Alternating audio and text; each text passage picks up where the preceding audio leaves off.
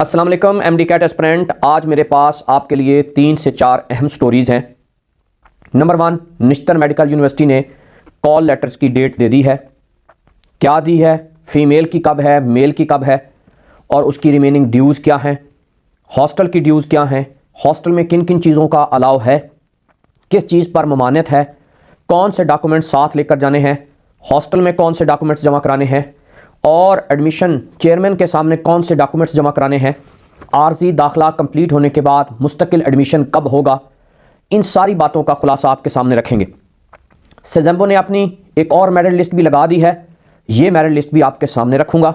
इसके साथ साथ इस मरतबा 22 लाहौर ने या 22 पंजाब ने अपने पेपर्स की डेट अनाउंस कर दी है, जिसमें आपके लिए एक और चैलेंज सामने आया है, क्योंकि अब एमडी कैट करने के लिए आपके पास टाइम थोड़ा रह जाएगा, क्योंकि सेकेंड ईयर की डेट भी चेंज कर दी है। इस चीज़ के साथ साथ अब्रॉड के अंदर जो स्टूडेंट्स एडमिशन लेकर एमबीबीएस करते हैं, 8 ममालिक के स्टूडेंट्स तकरीबन 8000 के करीब हैं। जब वो पाकिस्तान में आए, उनका स्टेप 1 का टेस्ट हुआ, उसके अंदर कितने बच्चे पास हुए और क्या तशवीश लाहक हुई, क्या गज़बनाक चीज़ सामने आई, ये सारी स्टोरीज़ आज आपके सामने रखने वाले हैं। अगर आप हमारे चैनल पर नए हैं तो आप हमारे चैनल मोहम्मद मुर्तज़ा को सब्सक्राइब कर दें, बेल आइकन दबा दें, ताकि आपको ये वीडियो मिलती रहे। आज की वीडियो थोड़ी प्रोलॉन्ग होगी, इसलिए आपने परेशान नहीं होना, बड़े तवज्जो से इसको सुनना है, ताकि आपके लिए मसले का हल निकल सके। आज जो प्रोसीजर आपको मैं निश्तर मेडिकल यूनिवर्सिटी का बताऊँगा, ये तकरीबन पब्लिक सेक्टर के अंदर एडमिशन की तमाम यूनिवर्सिटीज़ का यही सिनेरियो होगा। आपने इन तमाम चीज़ों को बखूबी देखना है, और अगर इनमें से कोई चीज़ कम है तो आपने पूरी कर लेनी है। सबसे पहले निश्तर मेडिकल यूनिवर्सिटी की कॉल लेटर का ऐलान किया गया है, डेट अनाउंस कर दी गई है। इसमें अब हमने देखना यह है कि फ़ीमेल कब आएंगी और मेल कब होंगे, उनकी डेट और डेज क्या हैं। तो सबसे पहले ये तमाम स्टूडेंट, चाहे वो मेल हैं या फीमेल हैं, असम्बली हॉल में चेयरमैन दाखिला कमेटी के सामने पेश होंगे। फ़ीमेल बरोज़ मंगल 20/1/2026 को तशरीफ़ लाएंगी, और इनकी टाइमिंग सुबह 9 बजे से लेकर 1 बजे तक होगी। इसके साथ साथ मेल हजरात बुध वाले दिन यानी 21/1/2026 को तशरीफ़ लाएंगे।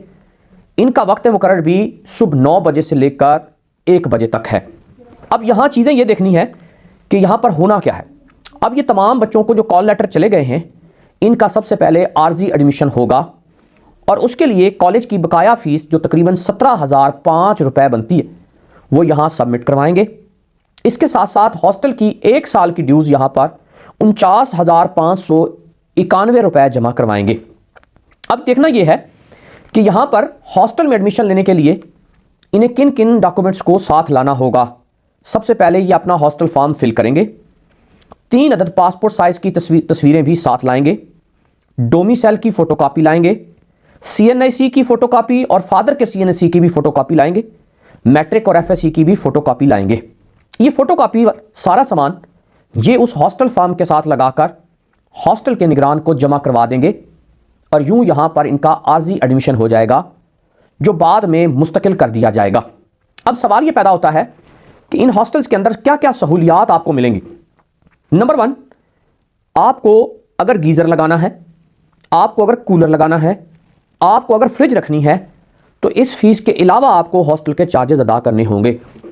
और हाँ, यहाँ पर एयर कंडीशन बिल्कुल भी अलाउ नहीं होगा, वो आप नहीं लगा सकते, उसकी सख्त ममानियत होगी। अगर आप इसकी खिलाफ वर्जी करेंगे तो आपको हॉस्टल से टर्मिनेट कर दिया जाएगा। लेकिन मैं यहाँ आपको बताता जाऊँ कि डिफरेंट कॉलेजेस के अंदर ये सिनेरियो डिफरेंट होगा। किसी के अंदर ये अलाउ होगा, किसी के अंदर अलाउ नहीं होगा। कहीं रूल स्ट्रिक्ट होंगे, कहीं रूल स्ट्रिक्ट नहीं होंगे। तो ये अकॉर्डिंग टू दैट कॉलेज आप अपनी मर्जी से फैसला कर सकते हैं, अदरवाइज रूल्स यही हैं। अच्छा, उसके बाद अब ये देखना ये है कि जो निश्तर मेडिकल कॉलेज के अंदर खवातीन हॉस्टल की सहूलत ले रही हैं, तो वो सबसे पहले रफीदा गर्ल्स हॉस्टल में 30/1/2026 को पहुंचेगी, और जो मेल ले रहे हैं वो इकबाल हॉल्स बॉयज़ हॉस्टल के अंदर 31/1/2026 को पहुंचेंगे। यानी गर्ल्स और बॉयज़ का डेफिनेटली हॉस्टल डिफरेंट होगा, और वो अपने अपने हॉस्टल में रिपोर्ट करेंगे, और यूं उनका वहां पर आर्जी एडमिशन हो जाएगा। अच्छा, अब वो बच्चे जिन्होंने पहले से अपग्रेडेशन के लिए अप्लाई किया हुआ था, अगर उनकी अपग्रेडेशन हो जाती है वो निश्तर मेडिकल यूनिवर्सिटी में नहीं रहना चाहते, वो किंग एडवर्ड में जाना चाहते हैं, उससे ऊपर वाले कॉलेज में जाना चाहते हैं, तो उनकी फीस उस कॉलेज में ट्रांसफर कर दी जाएगी। हाँ, उनके हॉस्टल की जो फीस है, जितने दिन वो उस हॉस्टल में रहे हैं उतनी फीस उनकी काट ली जाएगी और बाकी सारी फीस उसकी अगले हॉस्टल में ट्रांसफर कर दी जाएगी या रिफंड कर दी जाएगी।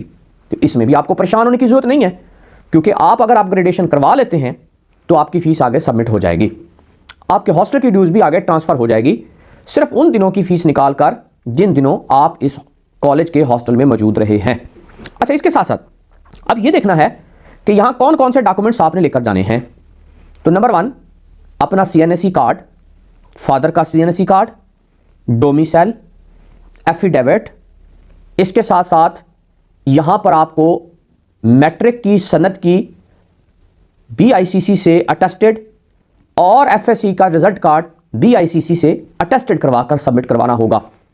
ये जब तक आप सबमिट नहीं करवाएंगे तब तक आपका एडमिशन आर्जी होगा। जब ये तमाम मामलात क्लियर हो जाएंगे, लवाजमात पूरे हो जाएंगे, फिर आपका एडमिशन कंफर्म हो जाएगा। हर कॉलेज के लिए यही सिनेरियो होगा और यही प्रोसेस होगा और इसी तरीके से आपने काम करना है। अब अगली स्टोरी की तरफ चलते हैं। 22 पंजाब ने अपने एग्जामिनेशंस सेंटर का या एग्जामिनेशंस का जो डेट है वो अनाउंस कर दी है। सबसे पहले 8th क्लास की एग्जामिनेशन की डेट आई है और वो है 5 मार्च।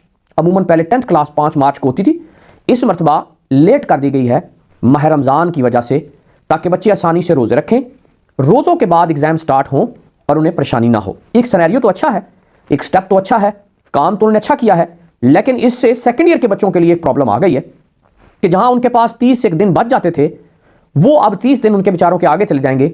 वो वेट एंड सी में रहेंगे, फिर उसके बाद उनके प्रैक्टिकल्स होंगे, साथ वो MD कैट की तैयारी कर रहे होंगे, तो उन्हें MD कैट के लिए टाइम थोड़ा मिलेगा। इसलिए आपने अभी से मेंटली तौर पर तैयार रहना है ताकि आप उस एडमिशन के मुताबिक अपनी MD कैट की तैयारी कंप्लीट करते रहें। अच्छा, 8th क्लास के बाद 10th क्लास के एग्जाम होंगे और ये 27 मार्च आफ्टर ईद स्टार्ट होंगे। उसके बाद अगला 9th क्लास का होगा, वो 14 अप्रैल को स्टार्ट होंगे। अमूमन यहाँ 14 अप्रैल को या 6-7 अप्रैल को अमूमन सेकेंड ईयर के एग्जाम्स होते थे, अब उन दिनों में 9th क्लास के एग्जाम्स होंगे और सेकेंड ईयर के 5 मई को होते थे, जो कि लगभग फर्स्ट ईयर भी कंप्लीट हो चुकी होती थी।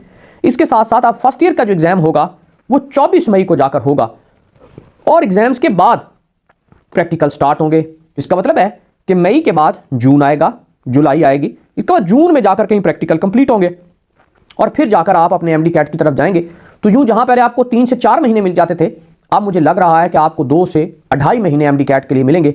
ये आपके लिए एक बहुत अलार्मिंग सिचुएशन है, इस पर आपने खास तौर पर ख्याल रखना है और अच्छे तरीके से अपने आप को प्रिपेयर करना है, क्योंकि आपको पता है ओवरऑल 7% स्टूडेंट ही डॉक्टर बनेंगे, इसके बाद बाकी सारे ड्रॉप हो जाते हैं। तो तवज्जो से आपने इन सारी चीज़ों पर अमल करना है। आज का जो सबसे बड़ा और सबसे बड़ी हैरान कुन बात है, जिसने मुझे भी परेशान कर दिया, क्योंकि हम बच्चों को अक्सर गाइड करते हैं कि अगर उन्होंने सेल्फ पे MBBS करना है तो वो चाइना चले जाएं, वो रूस चले जाएं, वो किर्गिस्तान चले जाएं, उज़्बेकिस्तान चले जाएं, बांग्लादेश चले जाएं, यूरोपियन कंट्रीज़ में चले जाएं, गल्फ कंट्री की तरफ चले जाएं। लेकिन आज जो सिनेरियो मेरे सामने नज़र आया, आज मैं इस बात पर आपको कभी भी ऐसा मशवरा नहीं दूंगा कि अगर आपने बाहर जाना है और इस तरह की स्टडी करके आनी है जिस तरह आज हमारे सामने आई है, तो फिर आपको अब्रॉड जाने की बिल्कुल भी ज़रूरत नहीं है। 8 ममालिक ऐसे थे जिसके अंदर MBBS पास करने वाले स्टूडेंट पाकिस्तान वापस आए और जैसे ही वापस आए PMDC उनका एक एग्ज़ाम्स लेती है और वो इदारा लेता है नेशनल, हमारे पास NRE एक इदारा है, नेशनल रजिस्ट्रेशन एग्जामिनेशन का, जो इन बच्चों के 2 टाइप्स के एग्ज़ाम्स लेते हैं, स्टेप 1 का लेते हैं और स्टेप 2 का लेते हैं। अब स्टेप 1 के अंदर अगर मैं टोटल स्टूडेंट को निकाल के देखूं तो तकरीबन 8-1000 स्टूडेंट ने ये यहाँ आकर टेस्ट दिया, जिसने मेरी आंखें खोल कर रख दी। मेरे दिमाग की बत्तियां बुझने लग गई, यार ऐसा क्या हुआ। अगर आप देखें तो टोटल जो स्टूडेंट थे जो यहाँ पर आए वो थे 7776 स्टूडेंट थे, जिनमें से 1473 स्टूडेंट पास हुए, यानी लमसम 20.8% स्टूडेंट की पासिंग रेशो थी जो अब्रॉड से पढ़कर आए थे। अब ये किन किन ममालिक से पढ़कर आए थे, जिनमें सबसे पहले बारबाडोस, क्यूबा, कैरस, डोमिनिकन रिपब्लिक और जॉर्जिया, फिलिपाइन और सेंट लूसिया, सूडान, चीन, Kyrgyzstan, Uzbekistan, Turkmenistan, Azerbaijan, Russia, खलीजी ममालिक और यूरोपियन कंट्री के ममालिक शामिल थे। इन सारे ममालिक से जब ये बच्चे पढ़कर आए, जब NRE ने स्टेप 1 का एग्जाम्स लिया तो इसमें से टोटल 1473 स्टूडेंट पास हुए और ये तनासब बनता है 20.8%। अब जरा गौर देखें, इनमें से सबसे ज़्यादा बच्चों ने किर्गिस्तान में जाकर एडमिशन लिया और इन बच्चों की तादाद थी 4256 और इसमें पास हुए 951 बच्चे, यानी 951 स्टूडेंट पास हुए। चीन के अंदर 2154 यानी 2154 स्टूडेंट ने एडमिशन लिया था और एग्जाम्स को पास किया था। और पाकिस्तान में जब NRE ने एग्जाम्स लिया तो उसमें से टोटल 333 स्टूडेंट पास हुए और ये रेशो बहुत कम थी। इस रेशो ने हमारी आंखें खोलकर रख दी कि अगर स्टेप 1 में इतने बच्चे फेल हुए हैं तो स्टेप 2 जो क्लिनिकल एनालिसिस का है उसमें तो इससे भी हैरान कुन तब्दीली आएगी और पासिंग रेशो इससे भी कम हो जाएगी, क्योंकि वो इससे ज़्यादा डिफिकल्ट होता है। तो उसके बारे में अगर मैं बांग्लादेश को देखूँ, ईरान को देखूँ, यूरोपियन ममालिक, खलीजी ममालिक में देखूँ, उनमें से आने वाले बच्चों ने ये NRE टेस्ट ज़्यादा पास किया है। इसका मतलब है उनकी एजुकेशन बाकी ममालिक की एजुकेशन से कदरे बेहतर है। अब यहाँ सिनेरियो एक और भी पैदा हो गया, अगर ये स्टेप 1 नहीं पास कर पा रहे तो ये स्टेप 2 जो क्लिनिकल एनालिसिस का है, जो प्रैक्टिस का है, वो कैसे पास कर पाएंगे।